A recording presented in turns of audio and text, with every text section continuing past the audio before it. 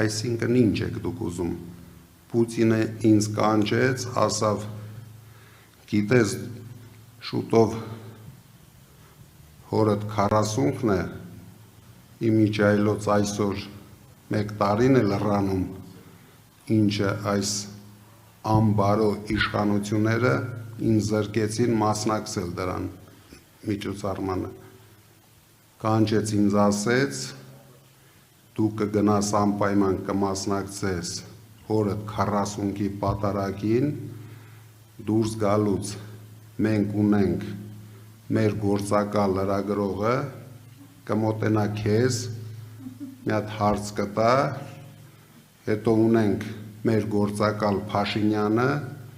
քեզ կձերբակալի, կալանավորի, տանիք պահի ամենածանր պայմաններում, դրանից հետո դու խելքդ գլուխդ կհավաքես, կմտնես քաղաքականության մեջ, կգնաս կհաղթես։ Եթե դուք այդպես եք պատկերացնում,